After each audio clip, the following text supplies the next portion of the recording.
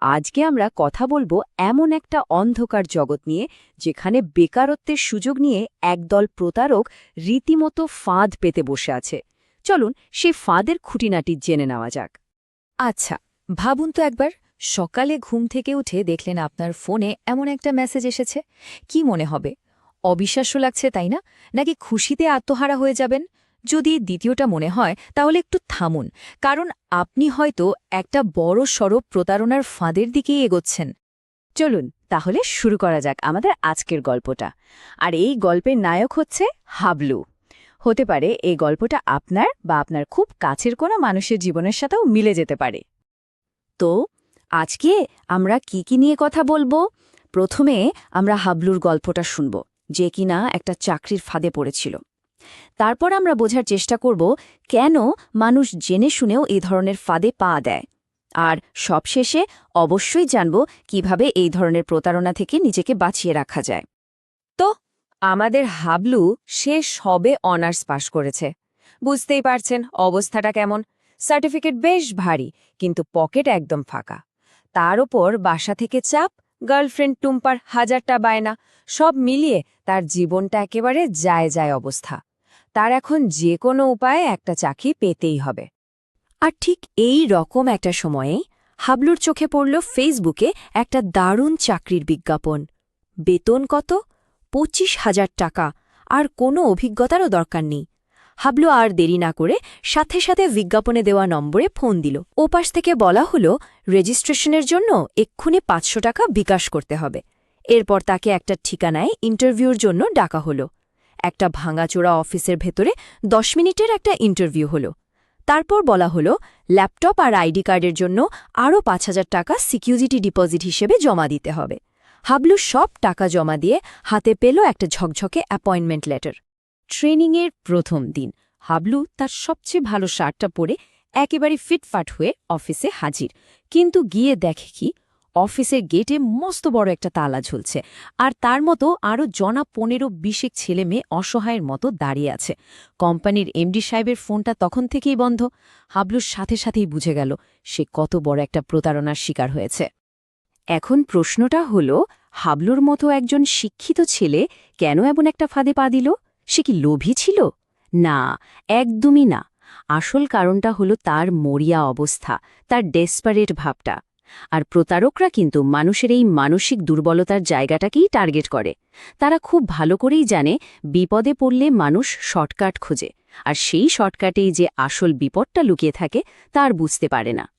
দেখুন, এই ধরনের বিপদ থেকে বাঁচতে আর নিজের ক্যারিয়ারকে ঠিক পথে এগিয়ে নিয়ে যেতে কিন্তু সঠিক তথ্যের কোনো বিকল্প নেই। আর সেই জন্যই আমাদের চ্যানেলটা সাবস্ক্রাইব করে রাখতে পারেন। তাহলে এমন সব দরকারি আলোচনা আপনার আর মিস হবে না। তো চলুন হাবলুর ভুল থেকে আমরা কিছু শিখি। এখন আমরা এমন 5টা লাল সংকেত বা রেড ফ্ল্যাগের কথা বলবো, যেগুলো দেখলে আপনি সাথে সাথেই বুঝে যাবেন যে এটা একটা ভুয়া চাকরির অফার, আর এগুলো থেকে 100 হাত দূরে থাকবেন। 1 নম্বর, আর সবচেয়ে বড় লক্ষণ, কেউ যদি আপনার কাছে চাকরির জন্য টাকা চায়, 1 সেকেন্ডও ভাববেন না, এটা 100% একটা স্ক্যাম। রেজিস্ট্রেশন ফি, ট্রেনিং ফি, সিকিউরিটি ডিপোজিট, নাম যাই হোক না কেন, টাকা চাইলেই বুঝবেন ঝামেলা আছে। আরে বাবা, চাকরি করলে আপনি টাকা পাবেন, নিজের পকেট থেকে দেবেন কেন? আচ্ছা, কোনো কোম্পানি কি আপনাকে না দেখে, আপনার সাথে কথা না বলে, আপনার স্কিল যাচাই না করে একটা ভালো বেতনের চাকরি দিয়ে দেবে? অসম্ভব। যদি দেখেন ফোনেই সব ফাইনাল, কোনো ঠিকঠাক ইন্টারভিউই হলো না, তাহলেই বুঝবেন ডাল মে কুছ কালা হ্যায়। এটা খুব ছোট্ট কিন্তু খুবই গুরুত্বপূর্ণ একটা বিষয়। সব সময় ইমেল অ্যাড্রেসটা খেয়াল করবেন। একটা আসল প্রফেশনাল কোম্পানির ইমেল অ্যাড্রেস হবে তাদের নিজেদের নামে, যেমন ধরুন career@companyname.com। কিন্তু প্রতারকরা কি ব্যবহার করে? ফ্রি জিমেল, ইয়াহু, এই dreamjobs123@gmail.com টাইপের ইমেল দেখলেই সাবধান হয়ে যাবেন। আর একটা মজার জিনিস হলো, এদের কাজের বিবরণে কোনো স্বচ্ছতা থাকে না।